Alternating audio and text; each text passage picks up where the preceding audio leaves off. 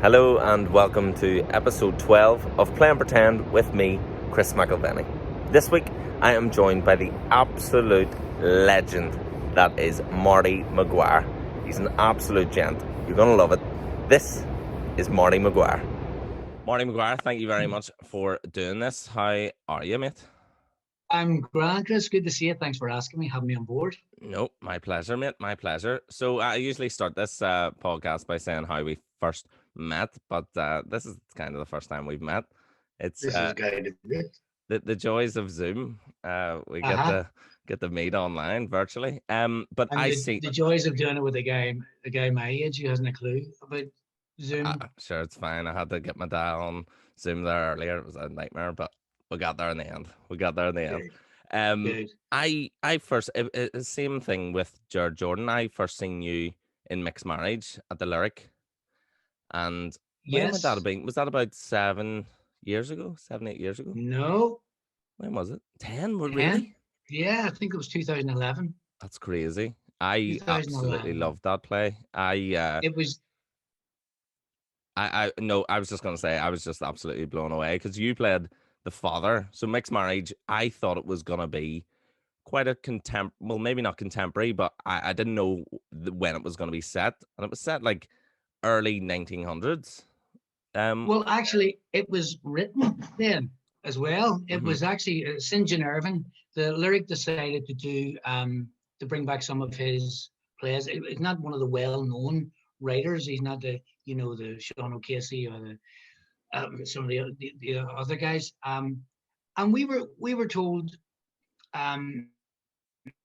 this was a play that it's never really been done before, and not many people probably are going to come and see it. But it's a tribute to like the 100th anniversary of his work. It was first performed at the Abbey in 1911.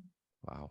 So a lot of people thought it was a play written relatively recently about back then, the turn of the century, but it was actually written back then, which gave it even more of a punch when you realize how little things had actually changed in certain societies, certain communities, Yeah. I absolutely love that play. Piece.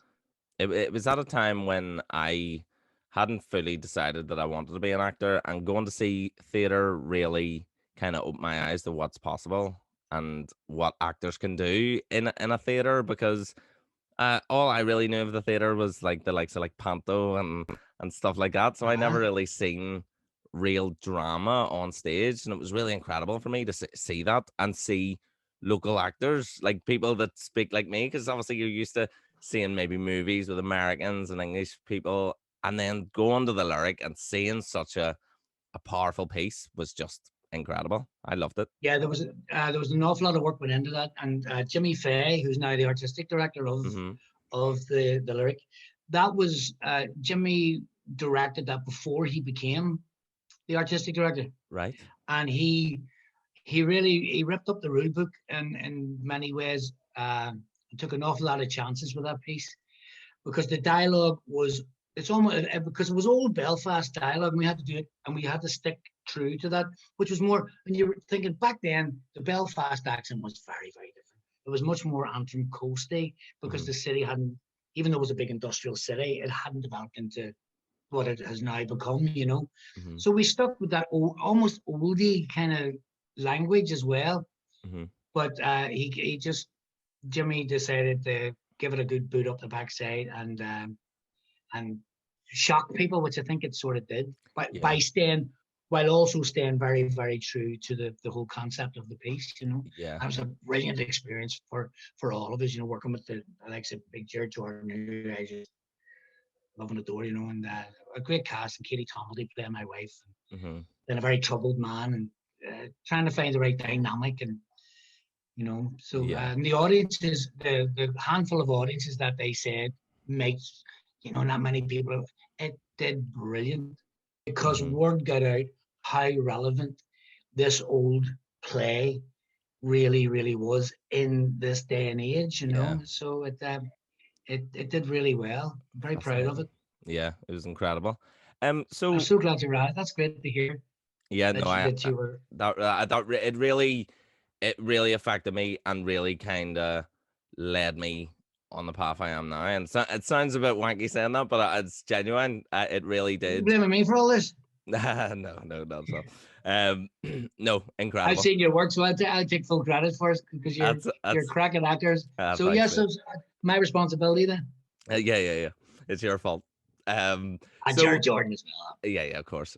So in school, growing up, were you always a performer, or where did it come about that you wanted to No, get into actually, this? I wasn't really, Chris. I had no intentions of doing this. Um, I did a wee bit of singing, and I was just messing about. And then, long told this story many times. But in 1982, our school, La Salle in Andytown, brilliant school, still to this day.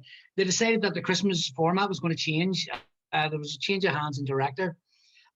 So this new guy, Sean O'Doherty, a fantastic teacher, became a great friend over the years, took over from the previous guy who did the Pantos, of which our very own, my dear friend Paddy Jenkins was one of the big stars of that every year, and decided to stray away from Panto and do a full-on musical, and they chose Grease. Right. And long story short, a teacher of mine said, "Why did you go down and try to find it?" I don't. So then the next thing you know, one thing led to another, and I got the Danny Zuko role, and we got the girls from Cross and Passion. They came over to play the. So they were saying, "You're not going to have fellas dress up as, back then, what are we going to do with the girls? Well, we'll get real girls to play the girls, because I'm not having my best mate playing Sandy, Aye, So absolutely. you know what I mean? The pink Typical ladies. 17-year-olds back then. No, so we got genuine bona fide pupils from Cross and Passion. Was it Cross and Passion? And they were brilliant. They were brilliant, and it was a big local success, And then years later, I went to university to do a degree in psychology and social work, and my mathematical skills weren't exactly much to write home about. And I got, let's say, asked to leave after I failed statistics 3 times. Went back working in Top Man, crammed my lamps out, and then this invite came in through the mail one day in my house in Anadu. Said, "You're cordially invited to an open audition for the Ulster Youth Theatre's production of Grease." And I went, "Where in the name of Jesus come from?" Then my mate, Eamon McKenna, who was in the school version, he got one as well. Right. And we went, this is 1985. Kept at the university, working in Top Man. And that was it, trying to get a full-time job in Top Man. And it was Sean O'Doherty, our school teacher, saw the ad in the Irish News and went, "I'm going to put those two idiots in for this because there's no way they're going to put themselves in for it." Yeah. And so we got his phone number, because back then you didn't have a school teacher's phone number. Yeah. So we got Sean O'Doherty's phone number, and I was like, "Sean, have you got anything to do with this ad?" And he said, "I go down. I knew you used to wouldn't." So another long story short, we both went down, and it was terrifying. I mean, some of the incredibly well-known actors today were there, and I obviously hadn't a clue, and doing their warm-ups, because some of them had done the previous year's Ulster Youth Theatre show. Was it Oh What a Lovely War or Godspell, one of those two. And we were shitting ourselves, like talk about a fish out of water. Yeah. But it turned out they ended up getting the Danny Zuko role in that production. Born to play Danny Zuko, Marty. So apart from being slagged to death about it for the last almost 40 years since the school production, which actually I hold dear to my heart, it really was the thing that started the whole ball rolling. Because in the Grease one, we ended up doing some workshops. Mary Jones came to see me do a wee workshop, and I ended up getting my first professional acting job in one of her plays called The Girls in the Big Picture, which is a lovely wee piece, which really could come back now because it would still be very, very sort of relevant, the big city versus the wee old culture in the countryside. Yeah. And I got cast in that, and that was it. The ball started rolling, and I started working at the Lyric, and thankfully got back then you had to get your equity card. You had to get enough work to qualify to get your equity card, and I got that, and I became a full-time actor. An actor. Unreal. I know. That's class. I still pinch myself going, I actually do this for a living because it's one of the greatest. It's one of the greatest joys. Uh, I've had two beautiful sons, and I've got my amazing partner, the wonderful Joe Donnelly, Mm-hmm. the fantastic actress. But see the experiences of meeting all the people I've met throughout the years. It's just really has been an absolute. It's been a lifesaver, life giver, and just an absolute soul filling, heart melting joy. It really has. Yeah, And I'm not trying to say, oh, I give it, but it really has been. fair play. If you're fortunate enough to be, to be constantly in work, happy enough to fight for all the parts that come, because there's some amazingly talented people in our neck of the woods. Yeah. And it's kind of an honor to be up against some of your best friends for parts quite regularly, So, Mm-hmm. um, so it's been brilliant, man. Class. So once you done Grease and started working in the lyric and stuff, well, how did it come about that you ended up in LA? Well, that was a another. How many of these long story shorts? Supposed to be here all day. Here, keep them long. Trust me, It's all good. you don't want that. Um, I ended up in New Zealand doing a movie with Ian McIlvenny Okay. in 1988. I think everything had just moved into color back then. Uh, we did a movie called The Grass Cutter, which was about a loyalist paramilitary who'd had enough, who gave what they call Queen's evidence on some of his. He wanted to name two specific guys that he was involved with. He'd had enough. He couldn't do it anymore. And the government said, no, that's not enough. We need more names, Sammy. We need more names. So we ended up loosely based on a thing, trials back then called the Supergrass trials, where people were turning Queen's evidence, but they said, two's not enough. We need more. So this fella ends up giving them 20 plus names. They put him in the witness protection, what they call it now, relocate him to New Zealand, and he takes his family with him. But after a couple of years, through a lovely twist in the script, they find out where he is and track him down to New Zealand to kill him. And so I played the son, who through my character, the guys find out where he is, and it was a very very successful TV movie at the time, The Grass Cutter. So but on the way back from doing that, I stopped off in Los Angeles and met up with a previous partner, and I decided that I was going to go to America and make a go of it. Not necessarily for acting, but just go to America. Yeah. And that was we got married and stuff, and my two sons are a result of that marriage. So and then I was there for 20 years. I basically ended up bartending, looking after my sons, being Mr. Mom, which I haven't got one. People said, "Oh, you thought you were going to go there and become a big." I know, what do you know? I went over there for many, many different reasons, and became a daddy. And I've got two wonderful big lads now, big grown men, sons, who, even though I'm here and they're still living over there, we've got fantastic relationship, and we're Brilliant. Constantly in touch. Yeah. So it's all. And I've been back living in Ireland for the past 12 years, and I've been with Joe pretty much. We met on a Martin Lynch play called The Chronicles of Long Kesh, which was a brilliant play. We won the Edinburgh Festival Best Ensemble in 2009. Took it all the way from community halls to Tasmania. Wow. In 2011. So that was brilliant. And Joe and I have been together ever since, and Class. It's been brilliant. So with LA, but the 20 years out there, I still did enough to call myself an actor as such. Yeah. An awful lot of theatre work and bits and pieces of TV, wee short movies, and I directed some theatre as well, and was dialect coach quite a lot. Did tons of radio. I worked with the California Artists Radio Theatre. A lot of the old time Hollywood actors loved keeping the whole genre of theatre drama alive, and there's a brilliant lady who's 94 now. Her name is Peggy Weber McClory.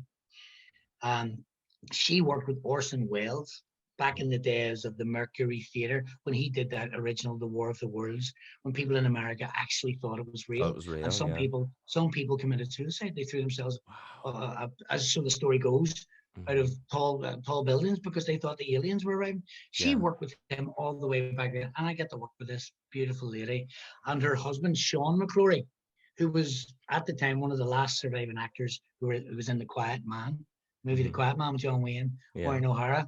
He was one of the two IRA guys in the movie. So they had this theatre company, and it sounds name droppy, but I got to work with some amazing of the old time Yeah. Hollywood, like Rod Steiger and Roddy McDowell and Lynn Redgrave and Shelley Long and all these. And I'm sitting there and Michael York, pension and Hammerhead here, See, it's sitting in the funny. Hollywood Roosevelt Hotel. I feel like being from Belfast, you kind of always see yourself as just that Belfast lad. So anytime you go further afield or work in like the likes of London, LA, like I've worked in Manchester as well, Liverpool, but it just feels like, how the hell did I get this? Because I'm just this Belfast lad. I think you're frozen. It just looks like you're drinking tea for days. So you were froze like this morning for about 5 minutes. Uh, It's all right. It was just me talking shite anyway, so I'll cut that. So you were the wee Belfast fella. Yeah, Everywhere you being go. that's it. Yeah, and you feel like you're almost like you're not worthy to be. I don't know why it is. It just and it seems to be all actors from here always feel like, Jesus, that's crazy, wee Belfast lad. But like everyone needs to come from somewhere. Exactly. And you look at you see all these biographies and some of the people who became the biggest names in the business, and they all came from some of them being mud huts somewhere. Some of Yeah, them came from great backgrounds. But listen, there's no better calling card than being the wee lad from Belfast. yeah. None as far as I'm concerned, or the wee Mm-hmm. girl from Belfast. So as far as that, because I found with that, obviously that attitude, and I got the same talk from a couple of very established hands in the business. Everybody's from somewhere, kid, you know. Yeah. And you're here because you've earned the right to be here. You deserve to be here. Mm-hmm. You were picked to be here, so you've got as much right as A, B, C, Yeah. and that's why you're here. So you need to. You don't need to. I think keeping that within you is what keeps you grounded, what keeps Yeah. you real. So 100%. you don't come back here acting like some. I'm sorry. You see it a lot. So some people who change dramatically because they feel they have to, which is I find I find sad. Mm-hmm. You know. Yeah. So, Marty, you never, so did you just learn on the job with all your jobs? You never trained, you never went to No, I did. I university. did try. I actually tried to get into drama school, but I got called back to three of them, and then I didn't. I fell at the last hurdle, sort of thing. Mm-hmm. So I came back here. And another wee story. No stories. So that's When I all came right. back, one day I came back from getting turned down from Central School of Drama, Speech and Drama, Mm-hmm. and I wasn't in the best of form. So I came back to the house, and had to tell my mum, that didn't work. You come back after the lunch break, and your name's not on the list. That was it. Nothing worse. See, Yeah. and when you're going, oh, well, I wasted everybody's time, I wasted everybody's money. So I came back that morning, and that afternoon, a phone call came to our house from UTV that they wanted to see me for a TV play. And back in the 80s, here, a TV here? What? So I went down to UTV and I auditioned for this wee TV drama called The Last of a Dying Race. And to New Zealand to do the grass cutter. It was a lovely play, Christina Reid play. And it was about this old lady had passed away, and all her old neighbours wanted to give her the 3-day lying out wake. But the daughter-in-law wanted nothing of it. She wanted to sell the house, sell everything belonged to her, get on and just to hell with all the old traditions. And her neighbours like, yeah, what? There'll be none of that. So they fight to have the proper wake. This was called The Last of a Dying Race. Yeah. And it was a lovely wee piece. And I got the gig in that. And I found out halfway through it, the director, Stephen Butcher, a lovely man, Englishman who still lives here, apparently they'd seen a lot of lads who were in drama school for the same part, and Hammerhead here, who came back deemed not good enough to get in, got the gig. So it's always the way. You go, it makes no sense, you know. Yeah. And so I did learn on the job, and I heard big Jared Jordan talk about it too. See, like my mommy always says, and she didn't invent the phrase, but you've 2 ears and you've only one mouth. Learn to listen. And who ever learned anything from talking all the time? Nobody. Learn to listen. So I made a conscious decision to try. Genuinely, I know this sounds really right. I'm not getting the drama school. I've actually got a professional acting job here. I'm going to make it my mission to try and learn something new every day. Just watch and listen and see all the good stuff and see all the bad stuff and decide, you know, try to carve your own path. And watching some amazing actors and directors and here in our wee neck of this planet, you're just bowled over by the talent. And I tried to be a bit of a sponge and just take it all in and learn and watch. And you know, they say, like, and don't be in there. Just be respectful, be courteous, be glad you've got the job, because there's an awful lot of people probably sitting wishing that they had your job. Yeah. So if you get it, embrace it, enjoy it, and try to pay it forward, Chris. Yeah, my grand always used to say... It's not that complicated, mate, you know? No, absolutely. My grand always used to say, it's nice to be nice because you don't know who knows you. So, like, I used to do stage management for a brass neck theatre company. And, like, the people I would work with, from the technicians in the lyric, the technicians in Armagh theatre, and the actors that we work with, and different people that would come in for work experience, you just always have to be nice, because you don't know, like, and this isn't the only reason why you should be nice, but, like, you don't know that this wee girl who's doing work experience could be like a big famous producer's daughter, and you don't know. And if you're like, oh, just do that, and you're cheeky, well, she's gonna be like, oh yeah, I met this guy Chris McIlvenny, he's horrible. And then you're like, you're never working again. So it's really important to be nice and to really take in everything that people tell you. Well, you summed it up lovely, but because you made the important point, regardless of what that person goes on to become, you should be fucking nice anyway. 100%. It doesn't cost you, you know, it doesn't cost you. And I think if you're going to be difficult or awkward or not nice, you actually have to work on being that way. Yeah, it's hard, like.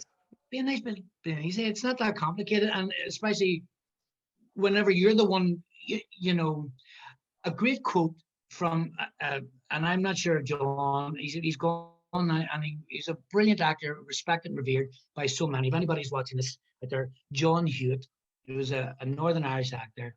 He's one of the finest actors I've ever seen or worked with, and he passed away far too soon. But I remember when we were doing that old TV show, The Last of a Dying Race, there was one of those uppity people on the set, and he was not very nice to me. I said, okay, places, everybody, screaming, okay. And then he had this thing, the talent's on the set, talent's arrived, talent's on the set, move, talent's on the set. And John here grabbed this guy by the underarm one day. He says, son, come here. He says, the talent has been on this set since 5:30 this morning, putting down cables. All right, that's the talent. I get here to put these clothes on, say a few lines, and take my money. Yeah. The talent's been here for hours. So 100%. Don't let me hear you say that again. And I just went. And I did a thing not so long ago with the actress, wonderful actor, Irish actress, Denise Goff. And I told her that story. She said, I am going to remember that. Paying it forward. She said, and later on that day, on the, it was a TV show called Paula. It was shot here. And later on that day, we were doing a scene in supposedly her basement. And somebody said the bloody, okay, folks, right, talent's on the set, talent's arrived.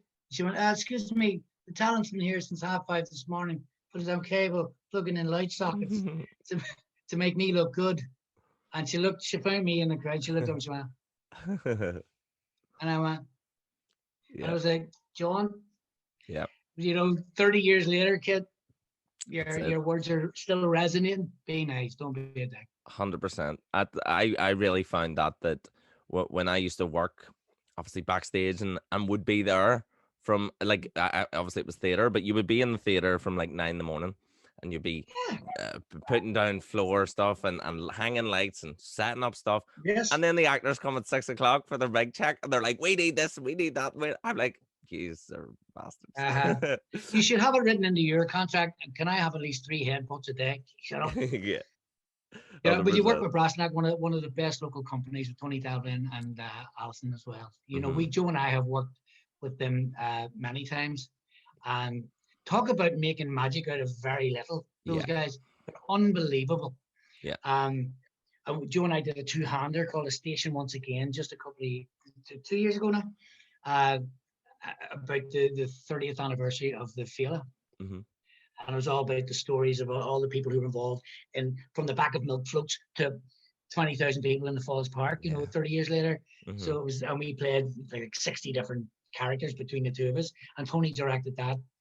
And it was a massive success. And you're going, this local theatre company, which is what I was talking about earlier on, Chris, hmm with just a beating heart that could fill their energy and dedication could fill the West End alone. And it's Yeah. this lovely company on the Falls Road, who are willing to work beautifully across the community as well. hmm And they come up with, Joe and I, the station once again, and I played the Sweetie Bottle with Yeah. them, which was a big success as well a few years ago. The first show to ever go from the Baby Grand in the Opera House. And I don't know if it's still the only one.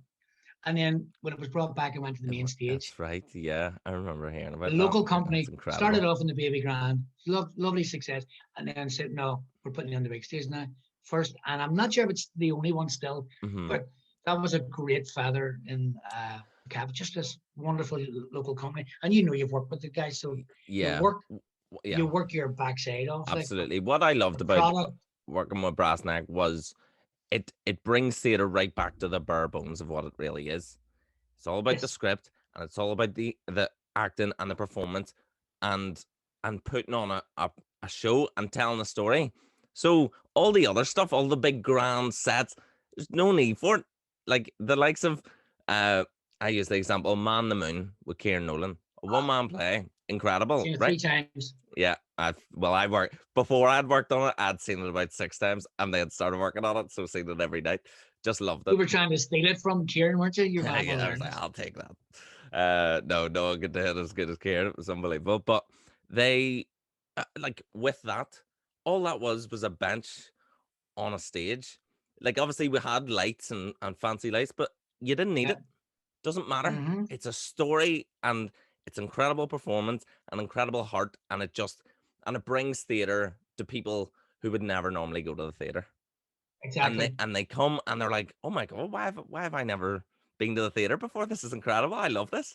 And then Yes. it just grows from there, and you get an audience, and it encourages people word of mouth saying, "I seen this great play." And they're like, "Play? I would Yeah. never go see a play." No, no, go see it. And then it just goes from there, and it's like a ripple effect, and just incredible. Loved it. Love, Yeah, love, love. that whole piece with Pierce's script. I mean, I remember Kieran saying, he telling me, he said, Pierce, when are you ever going to write me a play? In no time, Yeah. for boom, Man on the Moon. That play was sprinkled with magic dust all across the board, from the writing, from the directing, to the incredible performance of Kieran Nolan, and that's hmm another brass neck thing. Got this wonderful knack of taking a piece of coal, chipping it away, and there's your diamond right in the middle, Yeah. And I think they do brilliant work. Yeah. Big fan. I'm not really saying in case he's listening. Maybe give me another job. Yeah, absolutely. I want a job too. Yeah. Yeah. Um, Listen, Marty, I was going through the theater shows that you had done, and I Yes. was fascinated. So there was three that stuck out to me because I kind of have a connection to them. The Field, Yes. and you played Bull McCabe.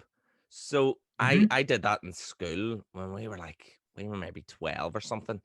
And we obviously we watched the film of it with Richard Harris, and you were Yes. playing that part. That is an incredible, incredible character to play. Where did Yeah. you do that? I did it at the Irish Repertory Theatre in New York. Wow, incredible. In 2006. Mm-hmm. Yeah, which is going back a wee bit. And because the original play, I think the original Bull McCabe was a wonderful Irish actor who's no longer with us, Ray McNally. And apparently when he played the part, he was only 39. So when Richard Harris did the movie, which he was never deemed to be right for that part, he fought and fought and fought for that role. To meet, and even met up with Jim Sheridan, the director, and apparently he patted himself up with all kinds of big sweaters and grew the beard out and started reciting stuff whenever and because they thought he had a reputation for being a party animal. He was very gaunt and frail. But so for that role, the requirements were, the perception was he needs to be a man who can scare a village into silence over a murder that's been committed. Yeah. And they didn't deem Richard Harris to have had that, possessed that quality at that stage of his life. Mm-hmm. Boy, were they wrong, So, and I was up against the same thing because I was doing Mary Jones a night in November at the Irish Arts Centre, just further up Manhattan. Okay. And I just went down to the Irish Rep for a general meeting with the artistic directors there, Kieran O'Reilly and Charlotte Moore, two brilliant people who've kept the Irish Rep in New York going for so many years through ups and downs and still online stuff at the moment. They're incredible. I went down for a general meeting, but when I went in, the girl came out from the office and said, "Oh, hi, what part are you here to read for?" And I went, you're auditioning for the field? And then Kieran O'Reilly came out of his office. I forget the girl's name. He said, "Hi, Marty. Marty's not here to audition. He's just here for a general meeting." And I went, "Fuck the field, man, having a wee." And he said to me, he says, "Well, Marty, to be honest, you're too. Don't take me wrong. You're too old to play the son, and you're far too young to play the bull. And we've already cast a couple of the others." And I went, "Well, can I read for you anyway, just to get on your radar as an actor type of thing?" Because he hadn't seen A Night in November up the road yet, and he came to see it a few days after I met him. Mm-hmm. And then, do I going to say it again? Long story short, I did a wee reading for him, and he went, "Oh," he said, "Marty, I have another actor coming in later on this afternoon to read. Could you hang around, maybe go for a cup of coffee or something? I'd bite to eat. Could you come back in like 2:00 and meet up with the other actor? Maybe we could read off each other." Mm-hmm. And I went, "Day off, New York." I'm going, "Nah, I'm busy, Karen. No. I'm away to feed the ducks." So I came back, and it turns out the actor, I knew him as a wonderful actor and a dear friend for many, many years, a guy from AO originally called Tim Ruddy.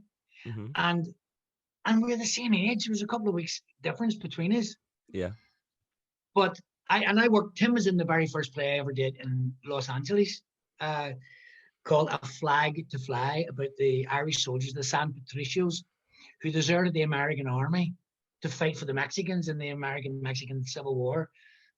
So he was in that play with me. I was like, and there was one time through the years we were meant to go and do Stones in His Pockets in Chicago, which turned out to be an absolute disaster.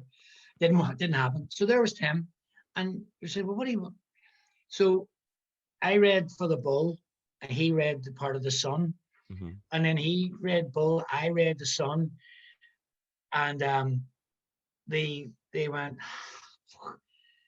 something going on here, because he and I had a great chemistry, just good mates. And one of those when I hadn't seen him for years, but it was like he went for a piss and came back. So anyway, what were we saying? 15 years later. Brilliant.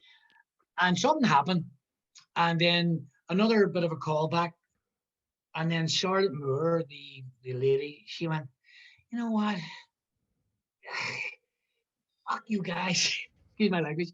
She went, "Grow a fucking beard and let's get this thing started." Love that. So I played the Bull, and Tim Ruddy, who's 3 weeks older than me in real life, brilliantly transformed himself into this gaunt, thin. He didn't lose weight, but he portrayed the Son so brilliantly that allowed me to play this But because I was deemed too young because of the Richard Harris perception. Yeah. But they were going, no. In the play is the film took liberties, and there's all kinds of shit, not shit, stuff in the film that's not in the original piece. Mm-hmm. And he said Ray McNally was 39 when he played the part, and I was roughly around that at the 2006. I was 21. No, so not one person questioned the difference. Class. The fact that the man playing my son was actually 3 weeks older than me in real life, because he enabled me to bowl as full as you can see them. So, and it was fantastic, and it did really well. I got extended and all that stuff. But I love the fact that we were able to pull that off. Yeah, that's class. Love brilliant that. part. One of those ones that it's in my backpack of favorites. Yeah. You said that you were like just before that you were doing A Night in November. Now that's an incredible play. Like, I absolutely love that. Yeah. But how like, had you done a one-man show before? No, never did. I was working behind the bar. Here's the bar there. It's called Ireland's 32. Oh yeah. The wee bar I worked in Van Nuys, California, for 18 years on and off. Fed my children. It was brilliant. Still there. Even through COVID, they've done fundraisers to keep the doors able to open, hopefully pretty soon. Mm-hmm. It's brilliant. Hole in the wall in the best possible sense. It's a community bar that even during the 94 earthquake in California, when the freeways were getting broken off, people flocked to this wee bar. It lost 3 glasses. Yeah. It's so old, it swayed back and forward so much. Nothing actually broke, except 3 wine glasses fell down and smashed. Yeah. We were like, oh, disaster. We've lost 3 glasses. The community came and they were hanging on to each other for dear life, because it was the place to be. Oh God, he's safe. She's not dead. A couple of people that we knew lost their lives in that horrible earthquake. Mm-hmm.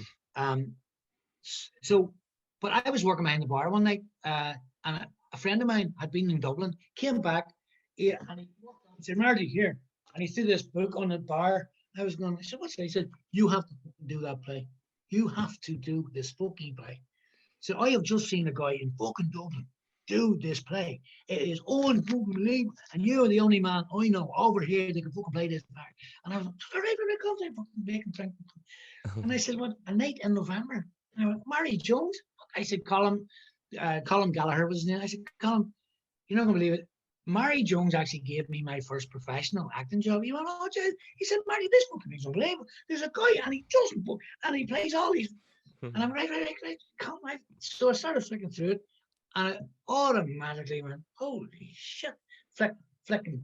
One guy, Dan, said, I know Dan Gordon. Dan's a lovely guy. I don't really know him, but so this is 1998.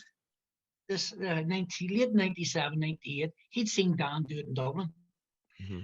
And so I read it when the next day, and I went through unbelievable. And I love the way Mary writes. Mary writes the way we speak. There's no affectation. It's just, it was a conversation. And she doesn't write in the script who's speaking next. She just knows speaking next, what the character is.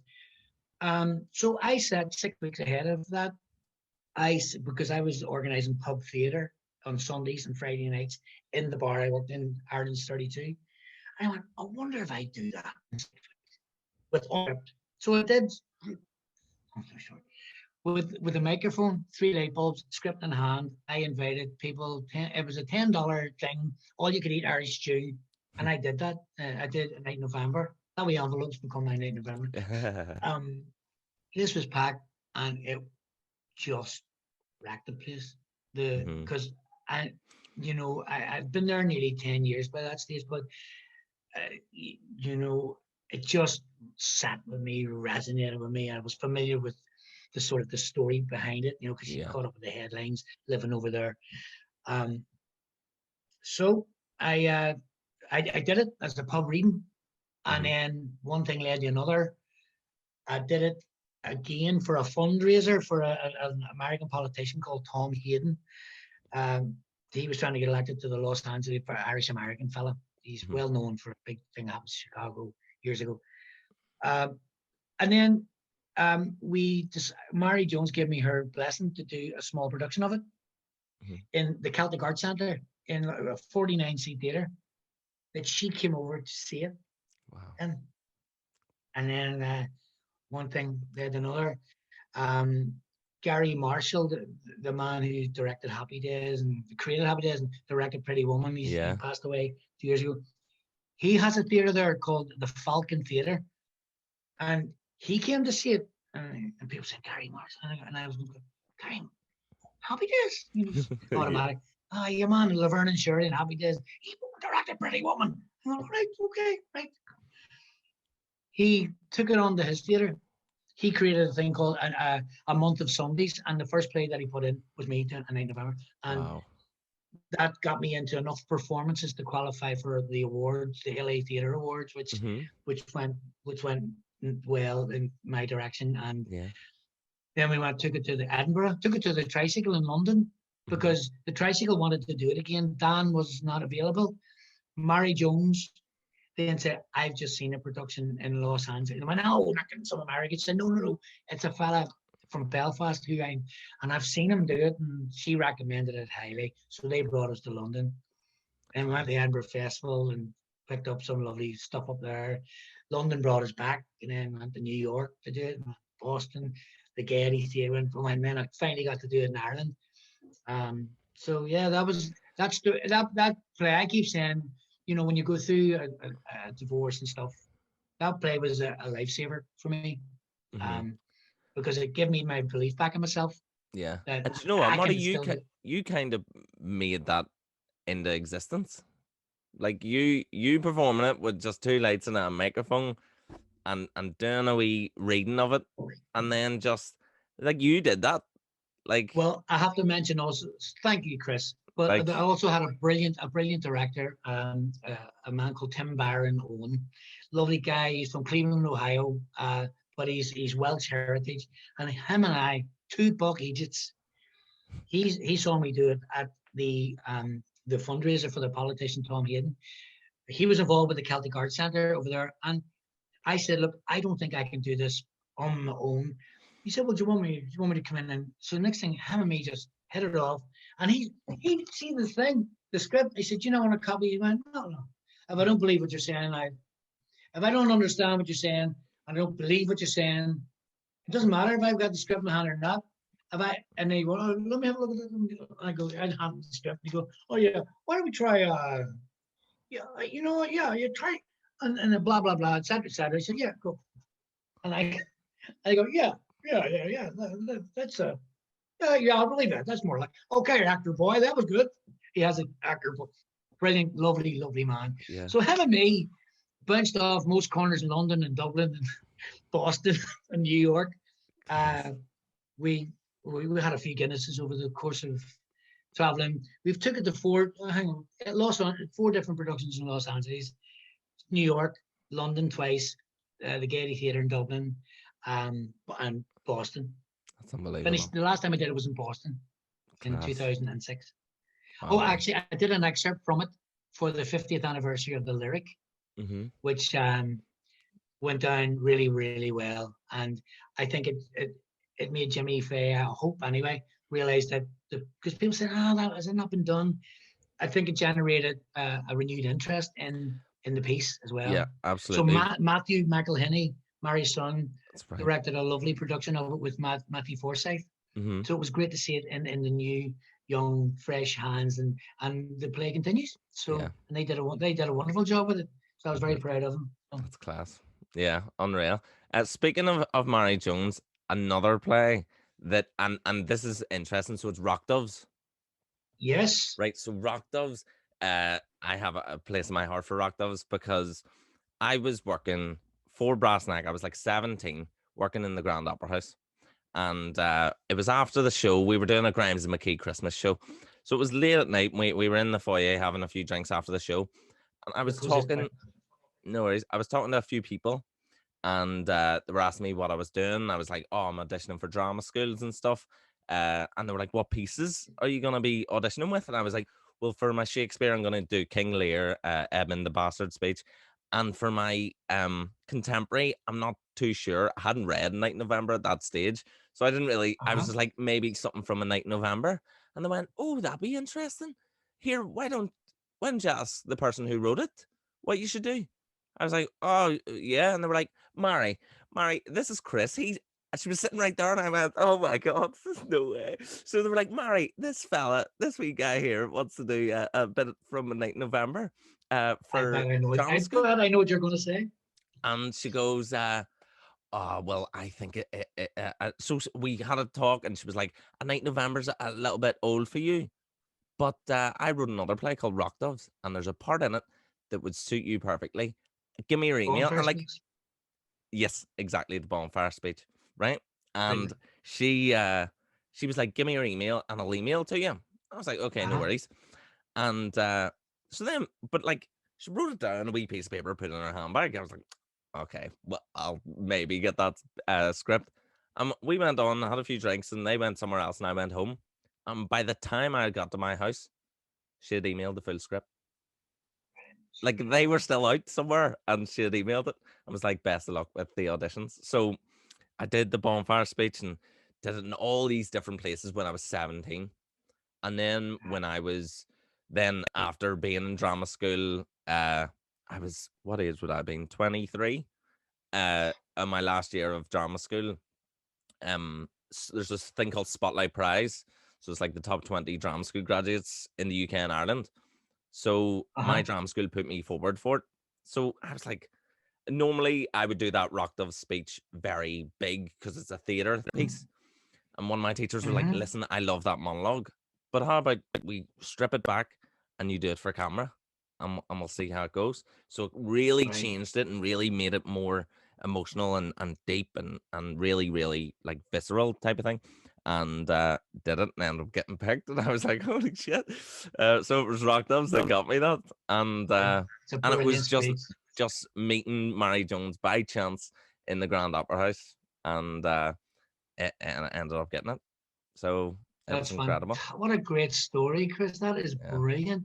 But because and that's a great role for a young actor to play.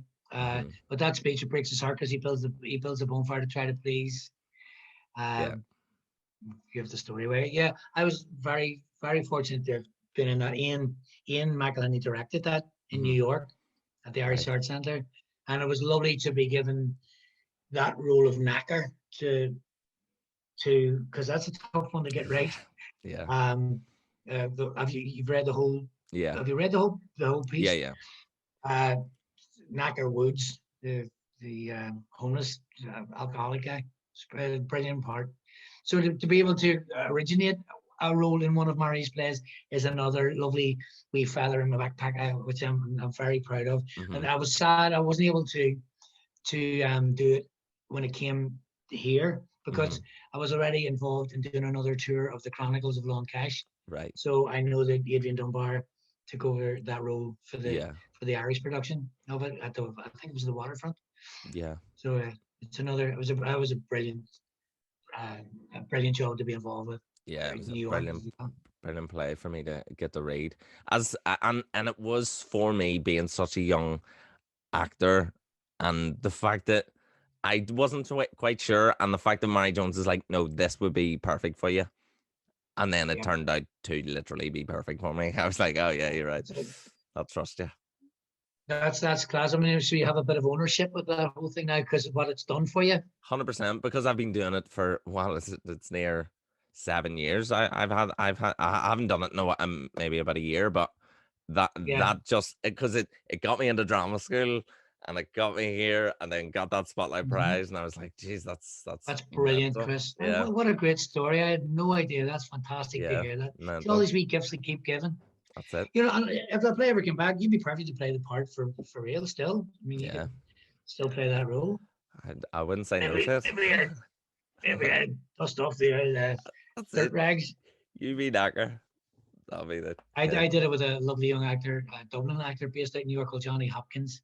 He it was a hard. He put his heart and soul into it. And again, my friend Tim Ruddy, Hmm. who I did the field with, he played my son. He played Lillian, the transvestite cabaret singer Hmm. in the play. So Yeah. it was a fantastic experience. So it really That there. was. So, coming up to more recent years, I seen you in the Blue Boy Is the Blue Boy of Glenmore? Yep, Brassnack again. Brassnack Another, again. I another was Tony Devlin directed. so I was in Manchester at the time, living in Manchester at the time, and came home for the weekend or whatever, and seen that it was on. And any Brassnack show, I'm like, I need to go see it because they're always so different from one Mm-hmm. another. So I was like, I need to go see that. Went to see it, and it was just I had no expectations because I not no expectations. I didn't know what to expect, and Yeah. it was just unbelievable. But with theater, obviously you started with theater kind of, and that's what you've done most of. Is that more what you prefer to do than TV or film? Um, Look, I love doing it all. You know, the old joke, well, film, TV pay as much. You know, you can make in one day on a TV project what you'd earn in a week, 2 weeks, Yeah, something, you know, doing 8 shows a week, or if you're in the panto doing 14 shows a week. yeah, But I think I get more fulfillment, much more fulfillment out of working on the stage. I have to be honest. I would jump at the opportunity to do TV and film. hmm Um, but see, when you're, it's a great test of your own metal to be able to get on a stage and, you know, maybe whatever kind of a day you've had, or great day, good day, bad day, fair to middling, to be able to get on the stage and all right, for the next couple of hours, I need to give those people who've put their hard-earned money into buying a ticket, into getting a taxi, into getting a babysitter, into getting a few wee drinks, maybe spend money that they can't afford to come here and keep me in a job.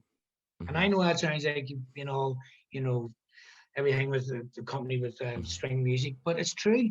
hmm And you've got a responsibility. If somebody's put their faith in you, and you go out there and you get that, you know, nothing's out of sync. You get the start and your middle and your end, and you have to work towards all the emotional moments, and there's no stopping and starting, and so it's that fucking tightrope that you're yeah, walking, you know. So you've and it keeps you, you know, as I said earlier, the two ears and the one mouth. Listen, listen. It keeps all your tools sharpened. yeah, As far as you know, you've got actors. Maybe another performer may not be having a great day. You have to pull up. You know, you have to carry the ball a wee bit more some nights, or somebody carries it a bit for you some nights, hmm and that's why ensemble, the word ensemble, is so important. You know, I'm not a big fan of people that do the method thing, and I find that very selfish. If you're on a hmm stage with other people, everybody's as important as the next. yeah, You know, as well as the people who are hitting sound cues and have been plugging in lights 100%. hours before we got there. Yeah, yeah, You yeah, know, that ensemble. It starts at the front door with the person that collects your tickets or checks you in. yeah, It's always 100%. been my approach anyway. So I love the theatre. And when you get to meet people afterwards who are physically affected Yeah. by, like, when mixed marriage, go back to you seeing mixed marriage. Um, I remember coming out after one of our first shows, and there was a big cross community group that was brought that night. And I remember during the performance, there was a young fella sitting in the front row. He would have been slightly younger than what you are now, and he was wearing a sort of bright yellowy shirt, but he was sitting there, front row, and he started to get incredibly emotionally invested and then upset, and I couldn't help but clock him out of the corner of my eye. And it was a whole scene when the father comes down the stairs and the son in the play, saying to the girl, the Catholic girlfriend, I don't care what my daddy thinks, we're going to get married, da, da, da. And I come down the stairs with the orange eyes and, what's that you said? And then the son and the father, you hmm know, the thoughts of his son marrying a Catholic girl just sends him into a spiral, a downward spiral of Yeah. it, because their like, because he knows their lives at that time in this country would be a nightmare, would be Yeah. hell on earth. So afterwards, my friend Michelle, who was in charge of the cross community group, I said, Michelle, are you? And she went, yeah. And because I saw him, and I sort of nodded, and he went, and I went, what's that young lad story? He said, Marty, it's his birthday today. I went, oh, so is there something? He said, no, he is a child of a mixed marriage. And she wouldn't tell me which side. She said, he's 21 today. It's his birthday. And for every minute of his 21 years, one side of the family have refused to acknowledge that he exists. Wow. And the play has hit him like a sledgehammer Yeah. in between, in the heart. Mm-hmm. And I talking about it, and I went, Richie said, and he's just deeply affected by the piece. And Mm-hmm. I says, whoa, okay. And it wasn't anything to do with us getting a pat on the back. So I went over and I said, how you doing, man? You all right? I went, I said, come here, you. And I just gave him a big hug. And I just gave him a big hug. I was a bit of a hugger. And then he called me and then he started to get upset. And then I started to get upset. And I said, come here, you. It's all right. All right. Things will get better. Things will get better. If a play like this can make a couple of narrow-minded, blinkered arseholes Mm-hmm. see outside of that, it's worth it. Yeah. So you always keep 100%. hanging on to it. Some shows that you can be involved can genuinely, like with Mary Jones in Night November, I got some letters from people who said, I've avoided all things Irish all my life because my husband was injured in Northern Ireland, and even though I live around the corner and from Kilburn, all things Irish, even Irish butter, and I got this letter from him. But if this man Kenneth McAllister can take a step on the road to wait a minute, Mm-hmm. maybe I can too. And I think the show tonight, she said I was dragged to the show kicking and screaming because she loves stones in his pockets, which is Right. Yeah. obviously even though the subject matter stone, that the young fella goes into the water with the stones in his pockets. She said, I think I may be on the first step of the road to healing, a road that I never thought I would be on. Mary Jones, well done, love. Yeah. I feel like So with that's the joy of theater, seeing. yeah, with theater, you don't, obviously it is a job, so you go out and you do the show and whatever, and you kind of like you wind down and all, but you don't really take into consideration. Say there's 400 people in that theater, they've all taken a little something from that, and it's Yeah, affected them in different ways, and a lot of the time, if people do reach out and tell you how they were affected, but a lot of the time you don't hear how they are, and it's mad to think if you do just sit back and realize the effect that you have on people's mindsets and their how they feel and how they think about things and how they communicate with one another, because a theater piece can change that on its head completely.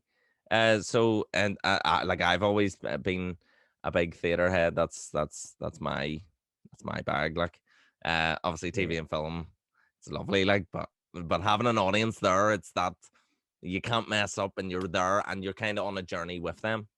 It's yes. it's lovely. It's And you class. feed off you feed off a laugh. You Yeah. can sense a dip in emotion, and it is almost you like playing an instrument. You can gauge sort of some nights if you're playing a guitar, you want to play harder than you did the same song the day before, the night before. Certain plays you attack a certain scene depending on how are they with me here? Do I need to step on the petrol a wee bit more here Hmm. to get them on board, make them? Sometimes you get an audience that aren't paying attention. You go, all right, either I'm shite or something's going on, and they go, that's because you're shite. No, but there's ways that you can manipulate, no, work an audience. Hmm. Like a good comedian knows when to come in with the punchline, how long to let the audience laugh, when to come in with the next line, when to leave it alone, let it breathe, or Yeah. just come down the tunnel like a boxer right down the middle, Yeah. or just duck and weave for a wee while. So it's brilliant. Hmm. So you're constantly challenged when you're on stage live, Yeah. and so you have so many other things to be aware of with a fellow performer, your lighting guy, your sound guy, your stage manager, So it Yeah. is brilliant, and you I get to feel. do it night after night after night. People say, "I do the same thing night after night." Well, you've been driving a taxi for 15 years. You Yeah. know, it's a job I couldn't do. Yeah. Brilliant for completely, but it's the same. It's just Yeah. what I do. I, Yeah. you know, Yeah, because it does change from night to night, judging depending on an audience, and yeah, with that change come like you being able to deal with that change comes with confidence and your own competency and being able to kind of roll with the punches, and however they react, you're ready for it. You're like, okay, well, I'm just gonna keep going, and Yeah. wait for the certain points. Yeah, it's class. Marty, just People shouting out, yeah, at you. You know. yeah, that's Sorry. a scary one. When they shout out.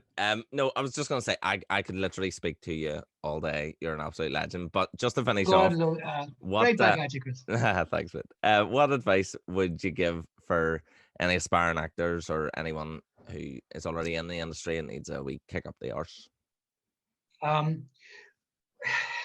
Advice I would say, look, first of all, when you beat yourself up over I didn't get that, I should have got that. No, I always say, look, you know what? You give yourself your 5 minutes of disappointment because, like you said, nobody stuck a gun in my head and said, right, you're going to do this for a living. This was my choice, and you have to be, aware of that and very conscious of. I decided to do this for a living, so this is part and parcel of the game. It doesn't mean you don't get disappointed. It doesn't mean you give up. Some people do. They go, you know what? Maybe this isn't for me. But if you know deep in your heart, you seem like you do, that this is what you want to do, keep going. They say when you're going through hell, just keep going, because at least you're going through it. You're not sitting in the middle of it going, fuck it. Just keep going, and just know that there's a lot of very brilliant people out there, and they're all fighting for the same part. But every now and again, you'll get the one that's yours, and it will happen. And just keep working on your craft. Learn to listen and respect your fellow performers and all the cast and the crew that's around you. And that way, when it comes to people thinking of casting someone, they'll go, you know what, he or she or they're brilliant, but they're a nightmare to be in the room with. We things like that. You know, it's not that complicated to do what you love to do, to get paid to do it, and then go home. It's a bit of a privilege, and it's all the better if you've worked hard and you respect it when you get it. Yeah. When you get it, embrace it and respect it, and try to treat people around you with, as they say, with the same courtesy and respect you want people to treat your wee granny. Yeah. And don't forget that, and be proud of that wee Belfast fella and that wee Belfast girl. Because everybody comes from somewhere, and why not you? Why not you? You're there because you deserve to be. 100%. That's my short, big, long-winded answer. Love it. Marty, you're an absolute legend. Thank you so much, Chris, for doing this. I really appreciate it. It's been my absolute pleasure, buddy. And here's hoping you and I'll get on something together in the not too distant future, buddy, okay? Fingers crossed. I'll play your much younger, better looking brother. Yeah. Sounds good. You didn't have to laugh that hard. All right, kiddo. Thanks, I'll see you later. See you later, mate. Thank you. So there you have it, folks. That was Marty Maguire. Join me next week when I am joined by Deborah Hill, an absolute legend, great actor, and she's a good friend of the family's and of mine, of course. If you could, tell your friends about the podcast, like and subscribe to the video. This has been Playing Pretend with Chris McIlvenny. See you next week.